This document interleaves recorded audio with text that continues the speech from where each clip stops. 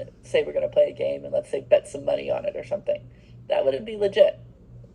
So if a person has private information, they are not allowed to trade on it. This means anyone that has private information.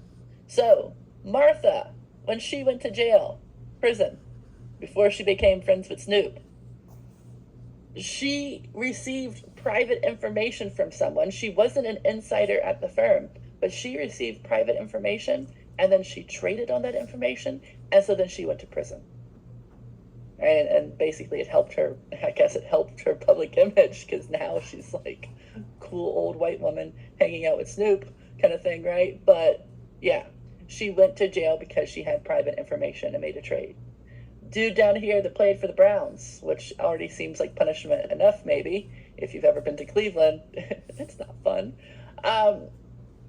Michael Kendricks, same thing. He was not an insider at the company that he was accused of insider trading for.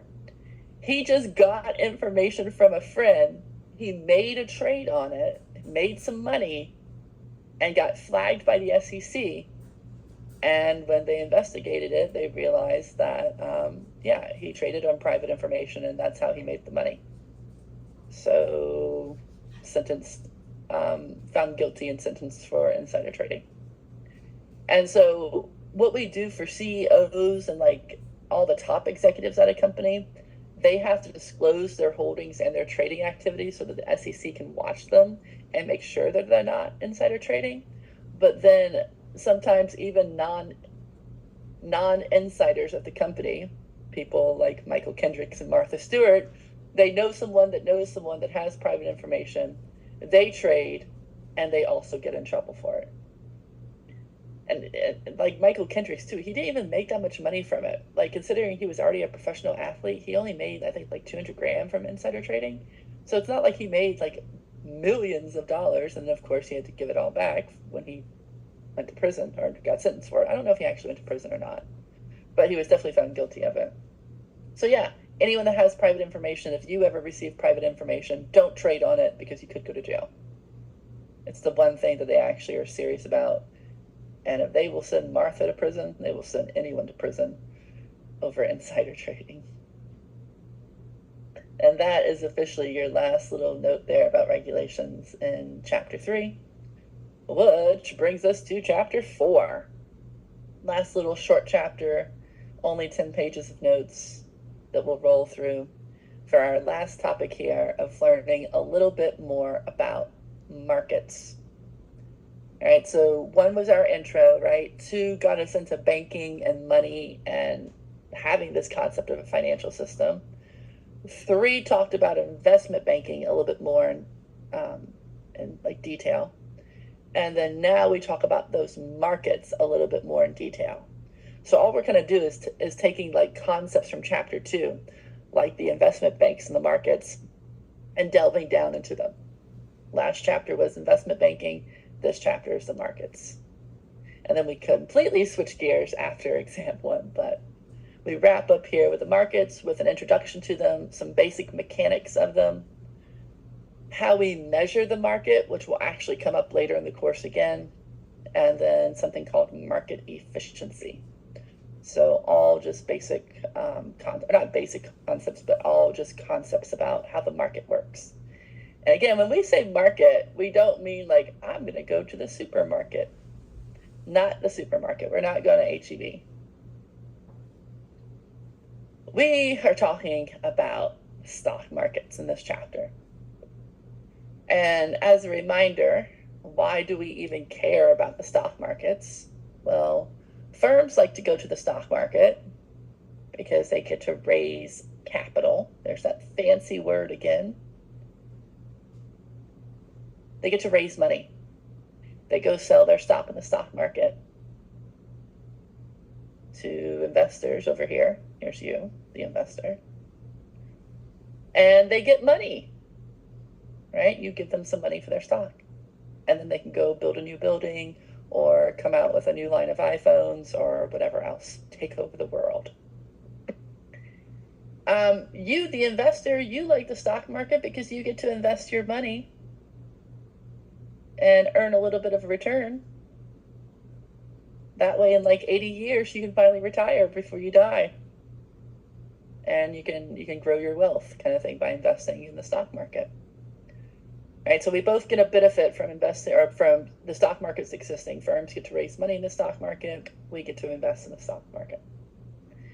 We have two major stock markets in the U.S. We have the New York Stock Exchange, and we have NASDAQ. Sorry. NYSE, New York Stock Exchange, that's the one on the left.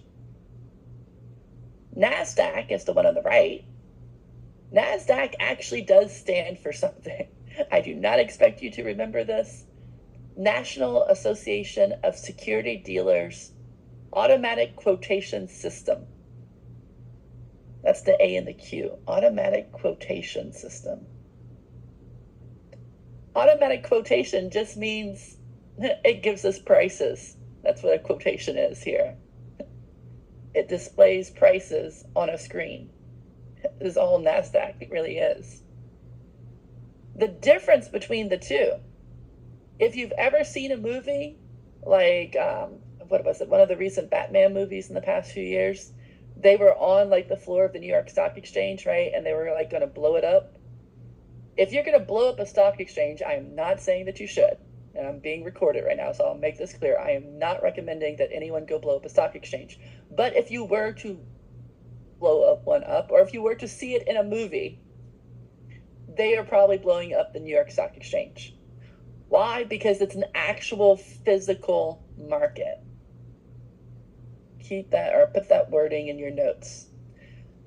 The New York Stock Exchange is a physical exchange, meaning it has an address. I can go to it. I can tour it. The same thing with the one in Chicago. There's an exchange in Chicago. If you've ever taken the river cruise in Chicago, it passes by one of the Chicago exchanges, and you can actually see it. It's a building. People go there. Versus NASDAQ is something called an OTC market. Anyone knows what OTC stands for? It's the same thing it stands for if you get OTC medication. Like it's literally the same acronym, abbreviation, whatever you want to call it. Over the counter, yeah. So you can have OTC medication. You can have also an OTC stock market. NASDAQ is an OTC, or an over-the-counter stock market, stock exchange, meaning there is no physical location for it. It is just a quotation system of listing all these prices. That way, or that's why anytime you ever see a picture of NASDAQ, you literally just see screens like this, right? It's just a bunch of screens, all listing prices. So that's our two major markets in the U.S. New York Stock Exchange, physical location, I can go to it. NASDAQ, not a physical location, OTC market, over the counter. Both of them allow trading. Different stocks are listed on different ones. In terms of size of stock markets, it is literally like the one thing that in the U.S. we can say we are number one in, and there is no... both of them you just search, Emmanuel. It's not like, in today's world, there's no difference between the two, really. Like, it used to be different where people would actually have to have, like, people physically trading on the New York Stock Exchange, but today there's no difference. You can just Google exchange, both of the exchanges. You can Google data on them. You can Google prices on both of them. It used to be more of a difference, but in today's digital world, there's not. But they're different companies, different organizations, and so they're never going to just like merge together or anything. But yeah, we're good at a few things in the U.S. I'll just focus on the positive one here. We are good at stock markets. So if you look at the rest of the world, according to the size of their markets, most of the world disappears because most of the world doesn't have an exchange, or their exchanges are very, very small. So you can kind of see that all of South America kind of disappears. Central America mostly disappears. Africa mostly disappears. Russia gets really, really, really small. Japan gets really, really, really big. China gets really, really small. UK gets like huge. Right? So where the stock markets are located, it has nothing to do with geography or anything like that. A little bit different of a graph here to show you just how big our exchanges are. And this is a little bit outdated. This is data from 2014, so I need to go update my little chart here. But the two red lines, that's the New York Stock Exchange, and that's NASDAQ. All the blue lines, that's all the stock exchanges across the rest of the world. So Japan, London, Hong Kong, Shanghai, there's a Deutsche one over there. Australia's like way at the end. So yeah, we have huge stock markets. Go us. For a long, long time, they thought that was going to change.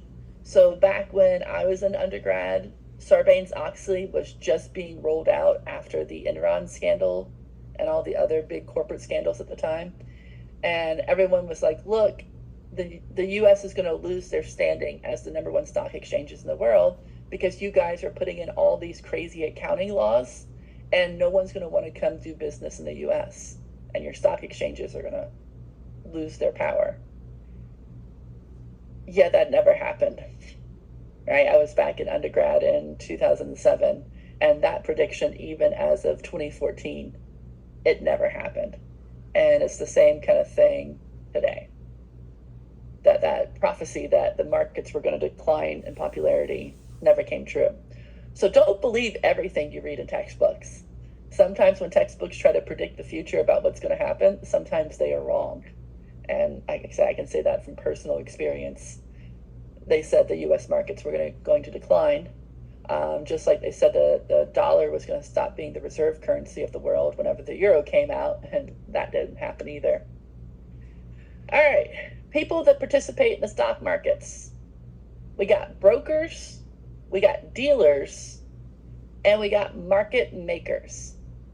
So imagine these all being like different roles that a person can take in the market. I can have a broker out there executing trades. I can have a dealer out there executing trades. And then I can have a market maker out there executing trades. Here's the difference between them. Broker trades for you versus a dealer is going to trade for themselves. So let's say you're just a regular, ordinary person. You want to trade in the stock market. You call up a broker and you're like, hey, Mr. Broker, I want to buy or sell some stock. And you see some examples of brokers over here on the right-hand side. So E-Trade, Fidelity, Allied, Ameritrade. All those people are brokers. They act as an agent. So like if you've ever watched any movies where the actor or the actress has like an agent in Hollywood trying to get them deals, think of it kind of like that.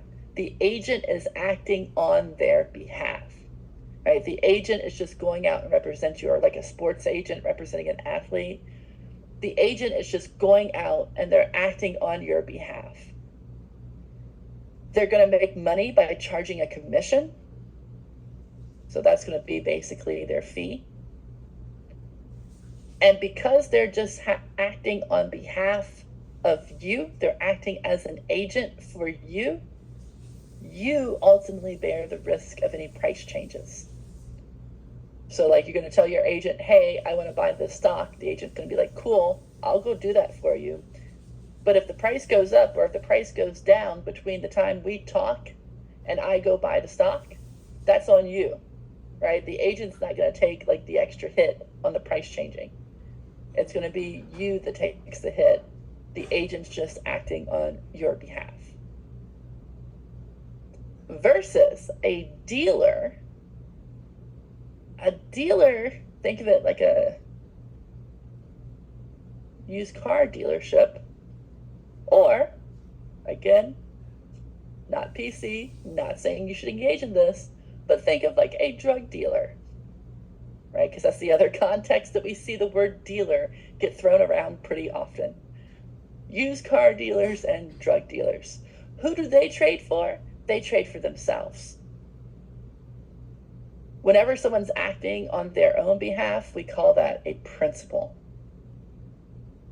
Agents acting for someone else, principal is for themselves. Well, how do they make money? Because they're acting for themselves, it doesn't make sense for them to charge themselves a commission, right? Because they would just be charging themselves for going carry out the trade. So instead, the way they make money is with a spread. They buy at low prices, and they turn around and they sell it, whatever it is, at a high price. Right? So car dealer, they buy used cars from some people at low prices, right? And then they turn around and they sell it to another person at a higher price. Drug dealers, they buy their drugs at a low cost from their supplier, and then they turn around and they sell it at a higher price to their customers. And they're the ones that bear the risk of a price change, because all of a sudden, if that car or that drug becomes more or less popular in the market and its price changes, they're sitting here like holding some of it, and they're like, oh, okay, now it's not going to sell for as much. Or maybe it will sell for more. But because they're the one like holding the item in between buying and selling it, they bear the risk of the price change. Everyone kind of cool with that?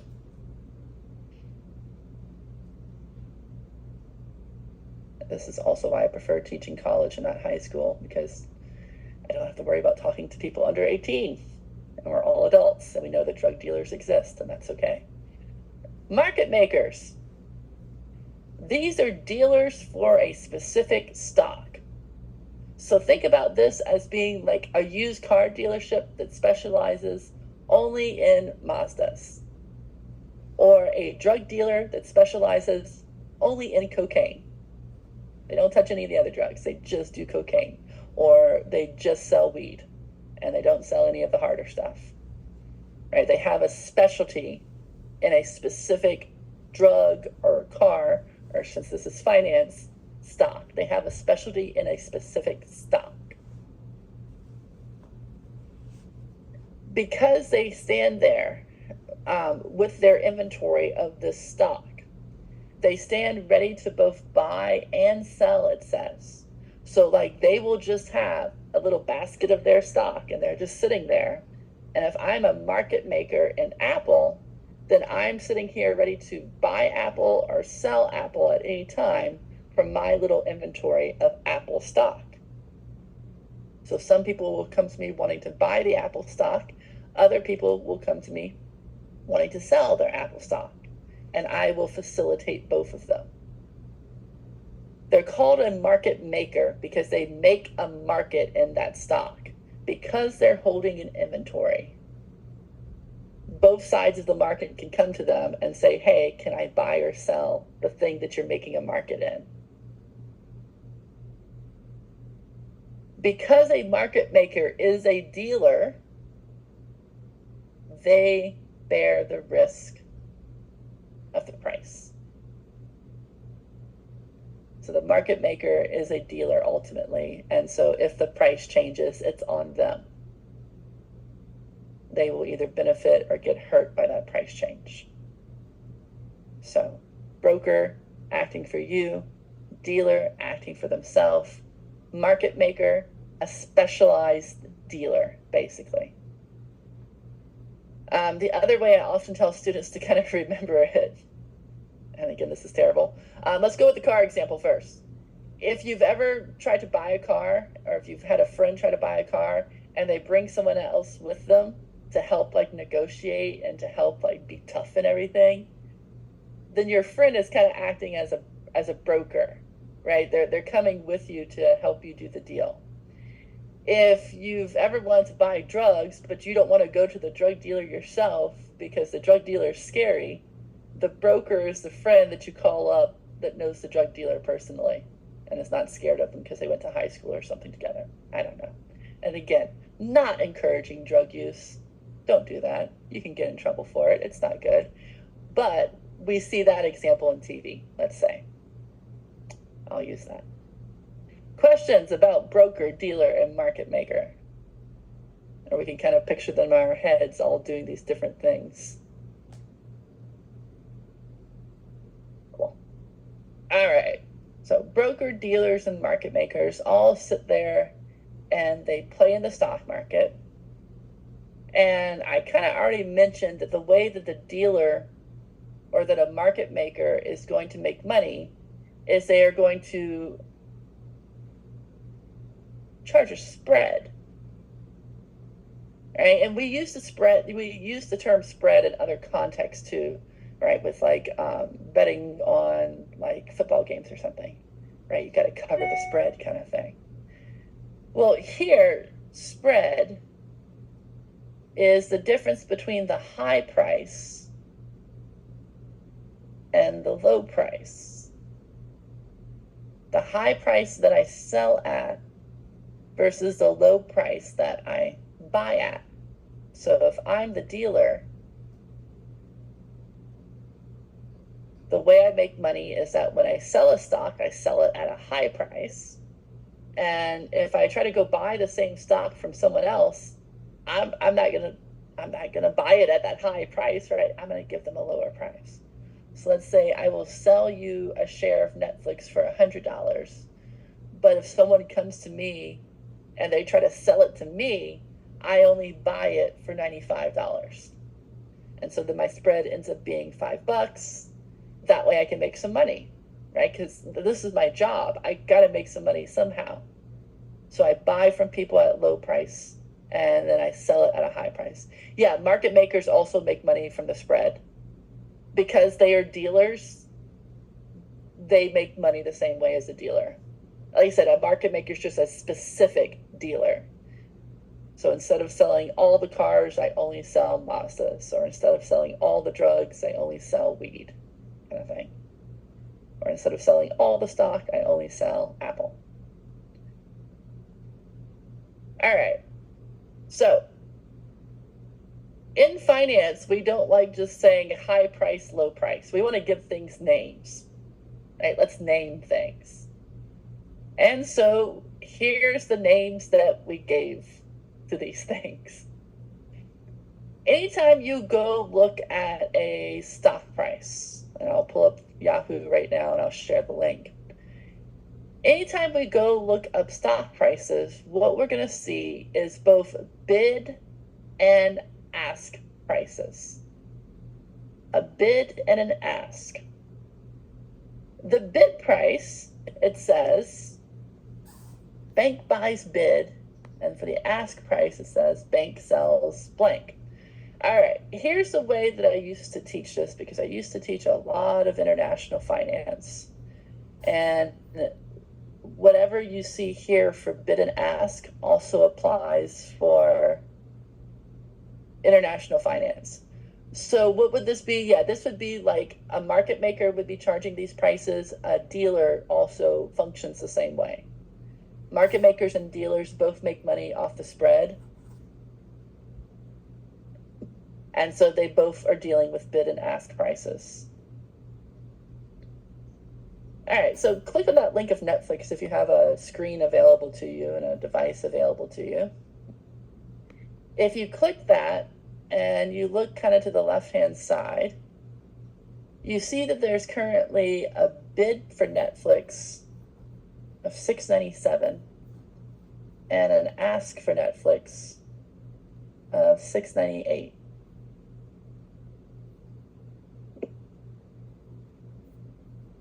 So like, what's going on with that nonsense? What's this bid and this ask? All right, the way I used to teach it in international for students to remember it. In international, you're always dealing with the bank. It's you and the bank because it's currency that you're trading. So this also works if you've ever like traded pesos for dollars or euro for dollars or yen for dollars. You have suffered from the bid-ask spread. You've lost money because of the bid-ask spread. If I want to go and buy currency, right? I want to go and buy currency, so I go to the bank. I'm going to go to the bank. The bank is going to, let me make sure I don't screw this up. The bank is going to buy currency from someone at the bid. So like if I'm trying to sell dollars to the bank buys it from me at the bid. But if the bank is going to sell me currency, I said it the wrong way. Yes, I did. Bank buys bid, I sell to the bank at the bid. Because the bank buys from me at the bid. I sell at the bid. Notice the bid is the low price. So the bank buys at the low price, I sell at the low price. And if the graphic's confusing, just don't look at the graphic, because I don't think I drew it very well this morning. Versus, if I want to go buy something from the bank's not going to sell it to me at the low price. They are going to sell it to me at the high price, which is the ask. And then when I try to buy something from the bank, it's going to be at the ask. So how I used to teach it to students is that if you can remember BBB, you can figure out all the other three. If you can remember BBB, bank buys bid, then you can say, okay, if bank's buying from me at the bid, I sell at the bid. And if the bank's buying from me at the bid and I sell at the bid, that means the bank sells at the ask and I buy at the ask. And like on their exams, they would write it out and they would always start with BBB, bank buys bid. This is not international finance. This isn't even a real full-fledged finance class. So if all that's super confusing for you and you're like, well, I'm just going to get those wrong on the exam, here's the easier way to remember it. You always get screwed over. And when I say you, I mean us. That we will always lose on these transactions. So how do I make sure that I always lose? Well, let's think about how we always win. And I'm getting an unstable internet, so I'll wait for that to go away. Looks better now. No, just the opposite, Emmanuel. If you try to buy it, it's going to be 20, and if you try to sell it, it's going to be 18.50. Think about the normal way you make money. You sell at a high price and you buy at a low price, right? This is the normal way to make money. The dealer gets to make money. You, on the other hand, you are going to always lose. So you always end up doing the opposite of what makes money. What's the opposite of making money? You sell at the low price and you buy at the high price. And so if you're like, I don't know if I can remember all that bank buys bid and you sell bid and bank sells ask, that's cool. Remember that you will always lose. You're going to always lose in this situation. So while they make money by selling high and buying low, you're going to lose money by selling low and buying high. Yep. You're always going to lose. You're always going to be selling to them at the low price and buying from them at the high price. Yay. That's the spread. When they talk about the spread they are talking about is the bid-ask spread, where you take the ask price, which is the high price, and you subtract out the low price.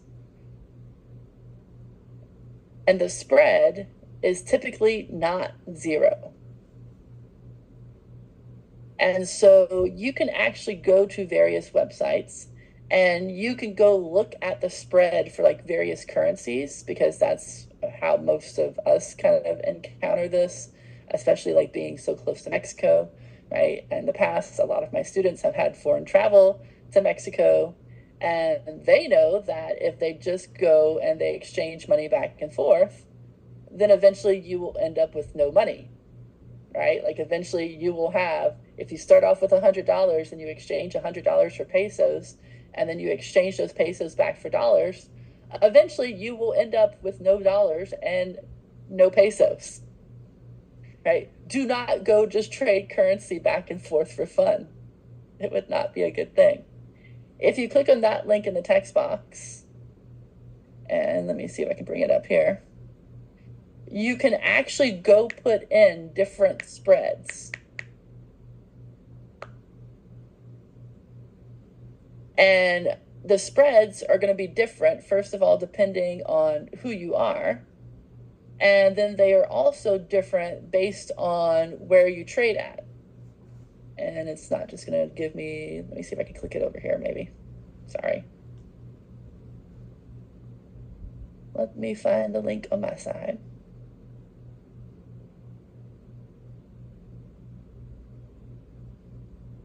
So we can change this to pesos. And of course, it's going to give us all of our options for pesos.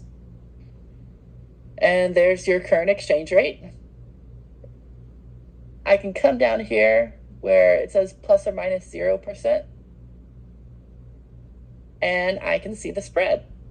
I can put in a spread of 1%, 2%, which is your typical ATM rate, 3%, which is your typical credit card rate, and then 5%, which is, it says typical kiosk rate. They're talking about like kiosk at the airports. Don't ever trade your currency at the airport, because you're gonna get the worst rate. That you're gonna start getting less and less every time you trade back and forth. And so one Mexican peso trades for about 5 US cents. But if I put on the typical kiosk rate, then I don't even get a full 5 cents for the peso. I get less than 5 cents. And of course, we can switch these things around too, to where I can see it in terms of the number of pesos I would get for 1 US dollar. So if I take away the spread, I would get about 19.8 pesos for 1 US dollar. And then if I put the kiosk rate on, I only get 18.22 pesos for every US dollar. So the spread is different at different places. And again, the spread is how the dealer or the market maker is making money. And then of course you can see all the different little conversions down there.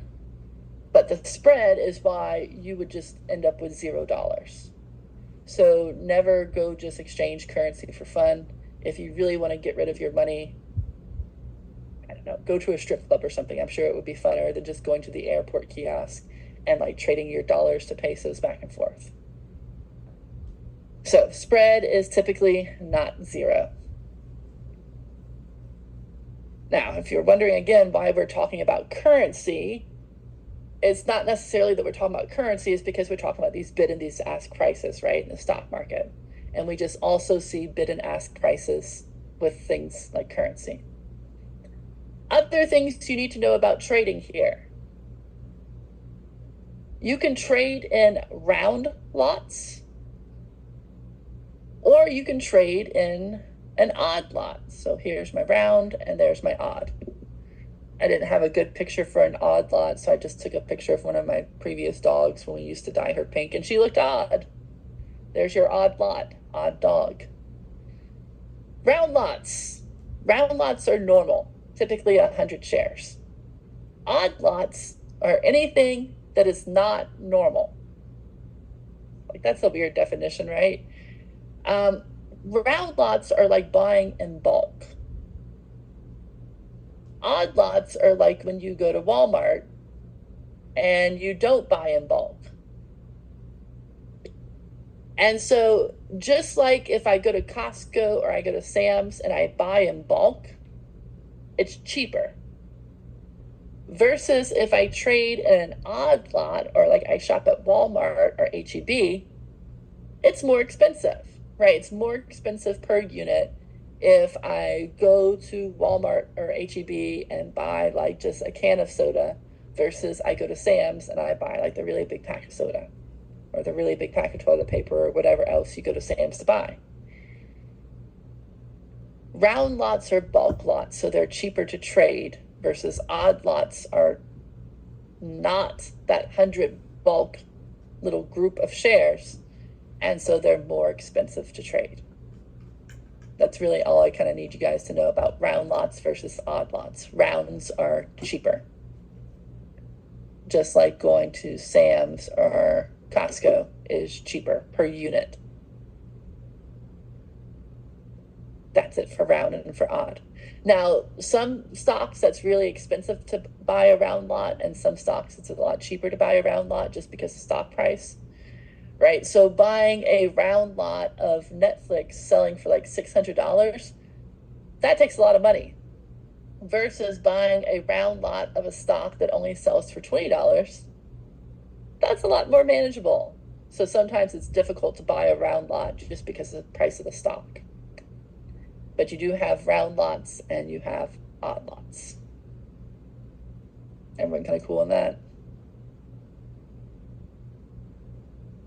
All right. Next thing. And again, this is just all different mechanics of like how the stock market actually functions. Other thing about the stock market is you can place different types of orders. So you know how like in today's world, we can just like roll up to McDonald's and I can just order at the speaker, right? I can place an order right then and right there. Or I can order ahead of time on my app and then I just give them the code. I kind of have different types of orders at McDonald's. I can also have different types of orders in the market. So if I just roll up to the speaker and I'm like, hey, here's my order, that's kind of like a market order. A market order for a stock, it says, is an order to buy or sell a security at the best current price. So like a market order is you just calling up your broker and saying, hey, Mr. Broker, I want to buy the stock or I want to sell the stock. And the broker is going to go over and look at their stock ticker. And they're going to be like, okay, this is the current price for it. Here's what you're going to pay. And that's it. You're done. All right, so I'm pulling up a company right now on my side. Tesla's who pulled up for me. So if I want to go buy Tesla right now, I call up my broker. They're going to execute the order at the best available price. And the best available price right now would currently be like $238.70 something or $238.80 something. Right? It's going to execute like that. It could be in order to buy or it could be in order to sell, just depending on what the investor wants to do.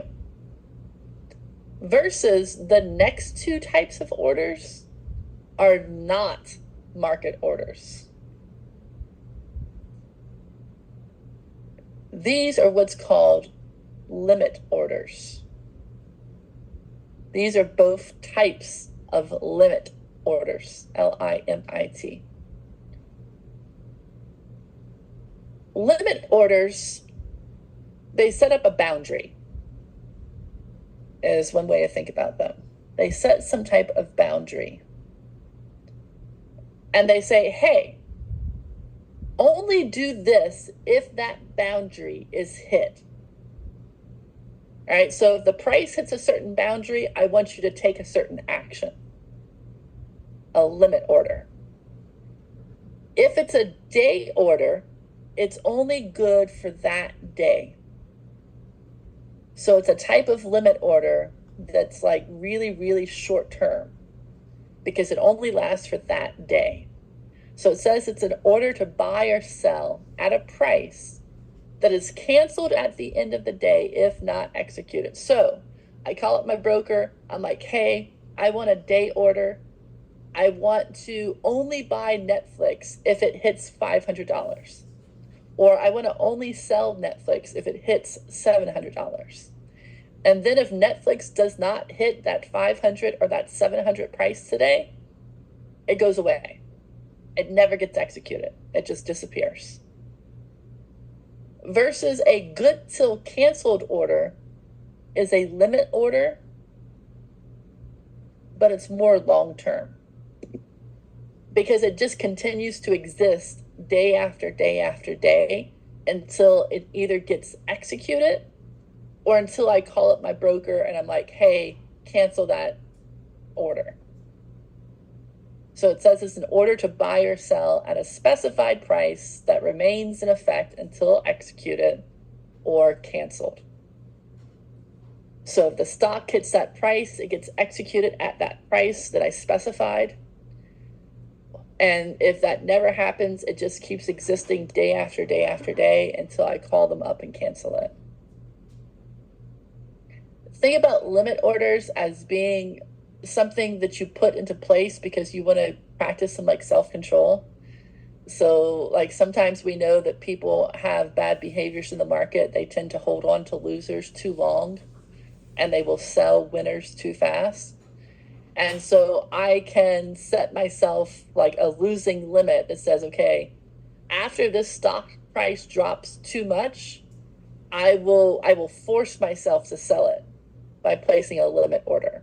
And so I call up my broker and I'm like, hey, once the stock price drops to 200, let's say it's currently selling for like 250. Once it drops to 200, sell it. Just cut me off.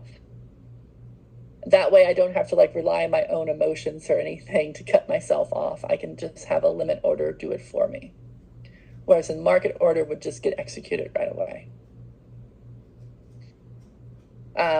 This is basically what I was just saying. Both for limit orders, I can set them to either buy when a stock hits a high or low price, or to sell when a stock hits a high or low price. So you can use limit orders in many different ways.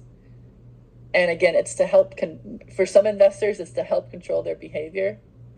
Other times it's just because investors know they won't be at their desk or something. They want this to just automatically execute. Yeah, the good till canceled, you set the price ahead of time. So it's like a set it and forget it thing. And it will just continue to exist until that price gets hit and the order gets executed or you call to cancel. But yeah, you set the price beforehand. Everyone kind of cool with all that? And it's not like I'm going to ask you guys like 10 questions on limit orders on the exam. There'll be like one question on like what a limit order is. And that's kind of it. Yeah, the canceling price is set. There's not a cancel price typically. There's an execute price, but not a cancel price as far as I'm aware. So we just say like execute if it hits this price. Otherwise, it just stays there until I give them a call and say, hey, cancel that. All right. Lots of weird stuff in the stock market, right? We're getting there. I think this is 2 more weird things. Another weird thing about the stock market is there's something called a settlement date. Now, here it says the settlement date is 3 business days after the order is executed. That is no longer true. The settlement date used to be 3 years after, or not 3 years, 3 days after, but it is no longer that length of time. Instead, again, this is where the internet is great. The settlement date has decreased all the way down to just T+1. So what's a settlement date, first of all? Settlement date is literally how long you had to settle your trade. So like if I call up my broker and I'm like, hey, I want to buy this stock. It used to be I had 3 business days to come up with the money before the account was actually settled. And then it got knocked down to 2 business days. So that's why sometimes here you see T+3 and then T+2. As of, when was this last one changed? It was sometimes pretty recently. As of February 15th, 2023, this is from that article I linked in the chat, they knocked it down to T+1, and this came into effect actually this year, May 28th, 2024. It is now down to a settlement date of T+1. What does that mean? That means you have the transaction date is the T. That means you have the transaction date plus 1 business day after to settle up your transactions with your broker. Oh. So that's how long you have to transfer money over, is the transaction date plus 1 day after, 1 business day after. So like in that little article, if you go click it, it gives you the example. Under T+2, if you sold shares of ABC stock on Monday, the transaction would settle on Wednesday. If you don't, they're going to cancel your transaction. Right? So now you have a shorter amount of time to like come up with the money, to put the money down on the table, or they're going to cancel your transaction. You would always be able to lock in the price when you made the trade, and then you would have like that additional time to come up with the money, 2 business days, 3 business days. Now you just have the 1 business day. So if you make a trade on Monday, you got to come up with the money by Tuesday, or you're going to lose the trade. So the transaction window has gotten shorter. And again, that's been in recent years. When I was an undergrad, we always learned T+3. Even when I started teaching, it was always T+3. Then it shortened to T+2. And now it went into effect this year, T+1. And you can think that's just like technology getting better, faster, all that great stuff. They expect people to move things around quicker. So now I only have the transaction day plus 1 business day to come up with the money if I go do one of these trades. But hey, I don't necessarily have to come up with all the money, because I can do something called buying on the margin. So here's another weird thing. If you're starting to think the stock market's just weird, yes. This is our last weird thing about the stock market for this short sales. Buying on the margin. A margin is, it says, an equity position in a security. Okay, what is that? What does that mean, right? That's a weird way to say that. An equity position in a security is your money that you used to buy the security. So let's say that I go buy $10,000 worth of stock, but I used $8,000 of my money and $2,000 I borrowed from someone else. That would be a margin of 80%. My position of the total, 8 out of 10. A margin requirement is a minimum amount of money that you have to put up to buy a security. So margin equals your equity position. It's kind of like the opposite of leverage. Leverage was like debt, right? Margin represents equity, the amount of money you have in it. So a margin requirement, it says, is the minimum of the total price that must be put up to buy a security. The minimum of your money that you have to put up to buy the security. Think about the margin requirement as being like a minimum deposit.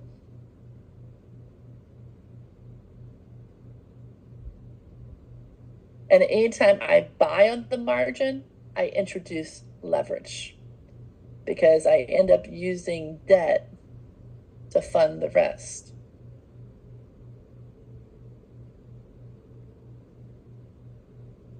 So if I buy on the margin, I'm only using a portion of, or I'm purchasing the investment with only a portion of my money, and I'm using leverage or debt to fund the rest.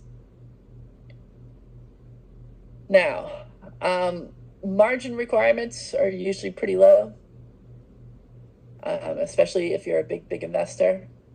But what buying on the margin does is it starts introducing risk, right? Because I start using other people's money to make an investment. And if the investment goes wrong, if it starts falling in value, I'm like, oh crap. I only used a little portion of my money and I used a lot of someone else's money to make this investment, and now the investment is going down. You may have heard of even something like a margin call. We're going to skip the example, I think. I don't think we're going to have time for it. So we won't make you guys responsible for that. There's a movie called Margin Call. It's from probably about 10 years ago. It's got all the popular people in it. And the whole premise of the movie Margin Call is they get a margin call. A margin call is kind of like the same kind of thing that happens if you have like a checking account and your balance ends up going negative. You get that email saying like, hey, you don't have any money in your account. A margin call is kind of the same thing. A margin call is saying, hey, you no longer have enough money in your brokerage account, and so you're going to need to deposit some more money, because we require a minimum amount, let's say like 20%. We require a minimum amount in your account for these stocks you purchased, and the stock's value has gone down, and now you don't have enough money. And so you're going to need to deposit some additional cash into your account, or we're going to close you out. We're going to cut you off. So margin calls are not good. Like, if it would pop up on your little caller ID and say margin call, you'd be like, oh, God, no, this is bad. It's always bad to get a margin call because your value of your securities has dropped, and now you're having to pony up additional money because you no longer have enough money there. But buying on the margin is allowed. But again, it is risky because you're not buying the entire stock with your money. And so you could get a margin call saying, hey, you need to put in some more money. That's all I kind of need you guys to know about the margin calls. Just they're risky, and it's using someone else's money in addition to your money. Your margin requirement is the amount of money you must put up. Again, stock market is weird. To make it even weirder, finally the last thing, because this is just measuring the market. The last mechanic of the market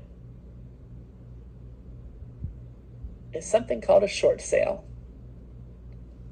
or short selling, or shorting a stock. If you ever hear someone say they're shorting a stock, then like, what are they talking about? Well, they're talking about doing a short sale. Anyone know any of the stocks that have been shorted in recent years that led to big kind of public news events? I'm trying to remember. I think it was GameStop, if I remember correctly. Yeah, Tristan's heard it too. All right. So yeah, if you heard the news a few years ago, I think it was a few years ago, people were short selling GameStop. This is January 2021. So what happens when someone short sells? Okay. What most people do with stocks is called a long position. In a long position, you buy a stock. All right, that seems normal so far. And you hope the price does what? You hope the price goes up. Of course, they made a movie about it. You hope the price increases. I know there's one or two on Herbalife, which is another stock that got shorted a lot. But there was like this whole documentary on Herbalife and the scheme behind it. And then the dude who shorted a bunch of their stock because he knew Herbalife was a scam. But anyways, long positions, you buy the stock and you hope the price goes up. Right? That's the normal thing that most people do. This is like the normal stock buying behavior, is to take a long position. And a long position is like the happy story, right? You buy a stock, the price goes up, you make some money, the company's doing great, woohoo. But see, in finance, we like to make money no matter what. So we're like, okay, you take a long position if you think a company is going to do good. But how do I make money if I think a company is going to do bad? Because I want to make money on both of those situations. I want to make money when a company does good, and I want to make money when a company does bad. So if I think a company is going to do bad, if I expect bad times in the future, what do? I take a short position. I sell the stock. Yeah, and I hope the price goes down. So like I'm going to sell the stock for like $50, and then I hope the price goes down to like 0. And then I can even like buy back the stock, and now I have the stock and I made $50. Yes. Awesome, right? I get to make money even when the company sucks if I take a short position. And it gets really messed up when you realize that I don't even have to own the stock for this to happen. So down here at the bottom, my little example that I stole off the internet, a short seller can borrow a stock from a broker. The short seller can sell that stock at the higher price. Then they kind of sit around and they wait for the price to fall. They buy the stock back from the market, and then they give it back to the broker. So it's like you go to a friend, you're like, hey, can I borrow that thing? And they're like, sure. And I'm like, cool. I'm going to borrow the thing from you. I'm going to sell it for $50. And then you're still waiting for your thing to come back, right? If you're the original person. I sell your thing for $50. Then I wait for the price to drop down, let's say to 0. I buy it back at $0, and then I give it back to you. And I'm like, thanks for letting me borrow your thing. That's what short selling is with a stock.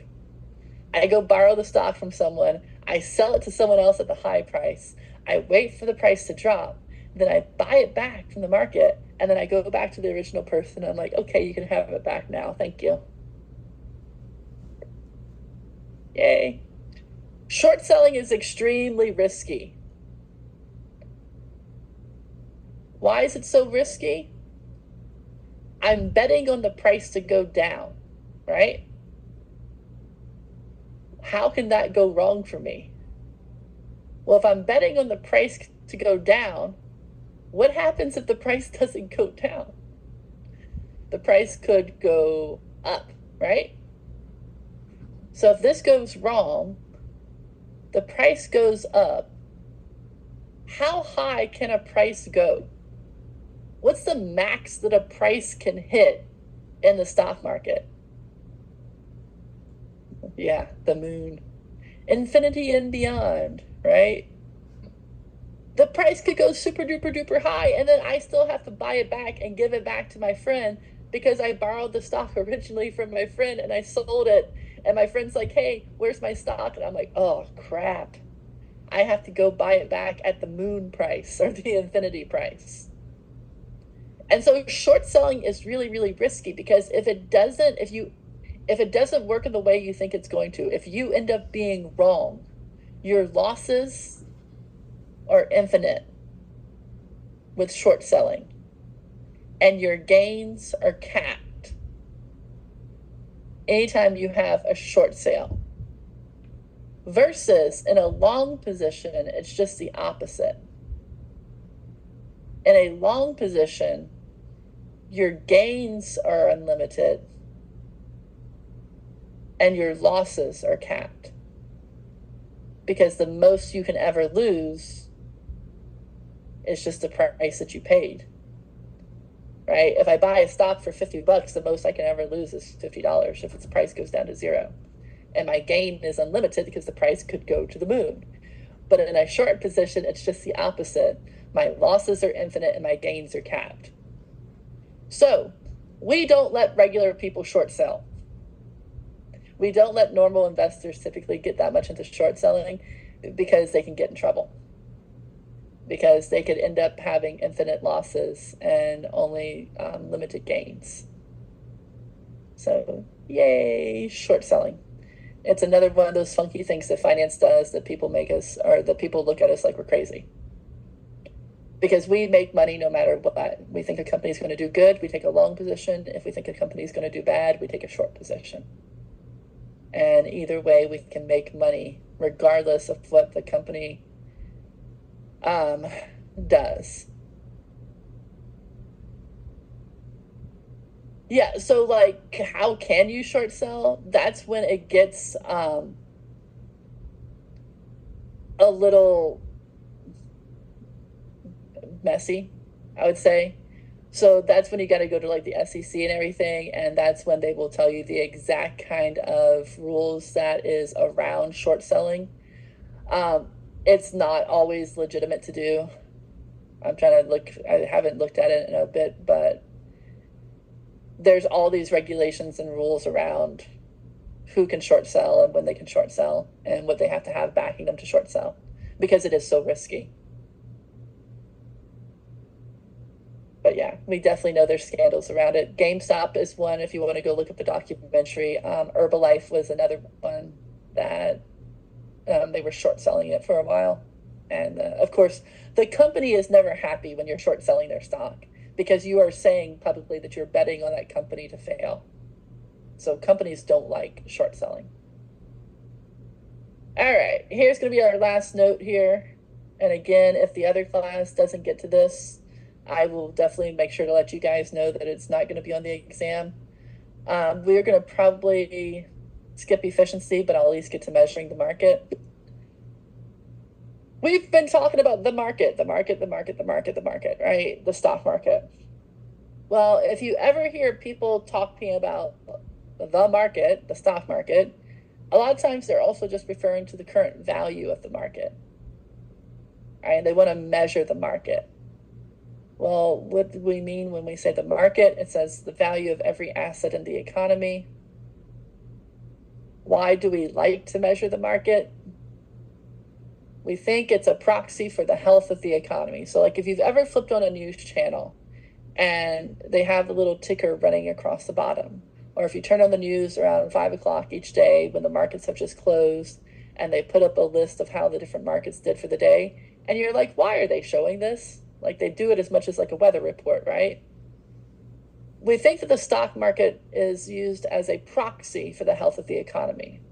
So that when the stock market's doing well, that says something about the economy. When the stock market's doing poorly, that also says something about the economy.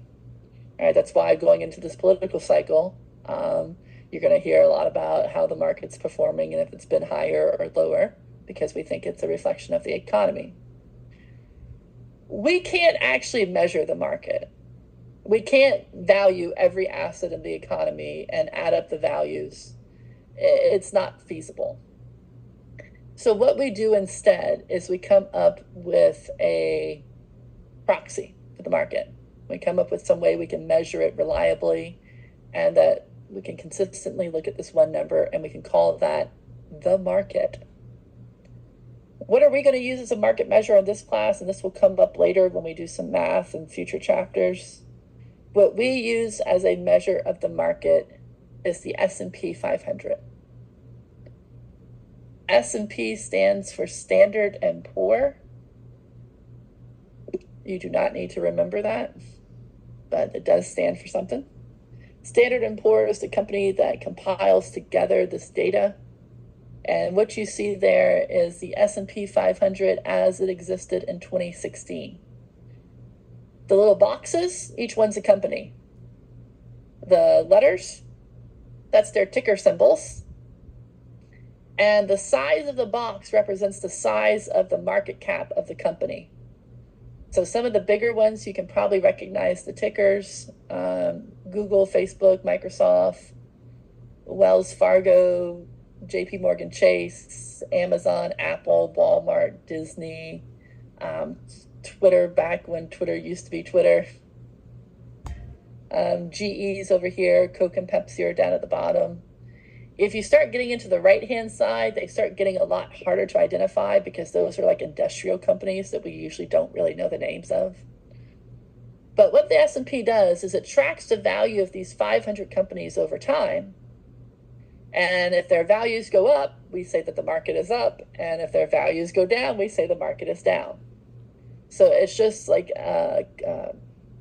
we're going to aggregate all their prices together, and we're going to track that value. And over time, the S&P 500 has changed. And so if you go back 20 years ago, Facebook was not in the S&P 500 because we didn't have Facebook 20 years ago, right? So that was just not there. Other companies that would have been there, like, I don't know, I'm sure IBM is maybe still in there somewhere. Yeah, there they are. But let's say a company like, I don't know if Dell is still in there or not. Who knows? But other companies that have gone away are no longer in the S&P 500. So it does change over time. And we do look at it as our measure for how well the economy is doing, how well the stock market is doing. We track something like the S&P 500. And that will be our official last note. We will skip over efficiency, and I'll make sure to take efficiency out of the official exam material. So I think efficiency is probably the last question in the chapter packet.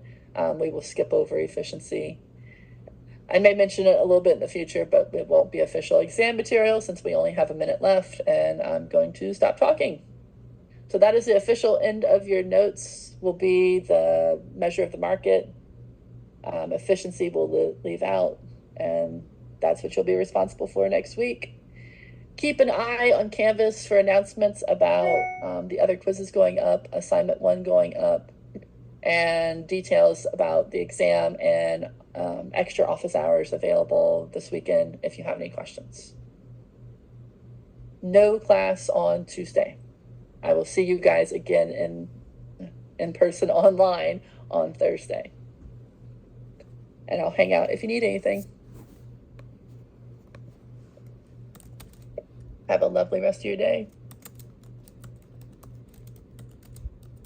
Bye.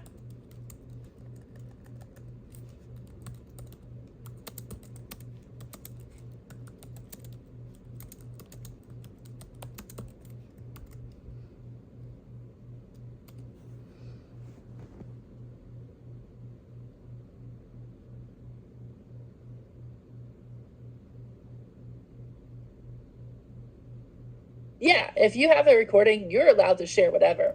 You guys are not regulated the same that I am with FERPA. So if you ever do a recording, you're allowed to share with other people. I can't share one class's recording with the other class, so I can't post it in the group chat, but you can.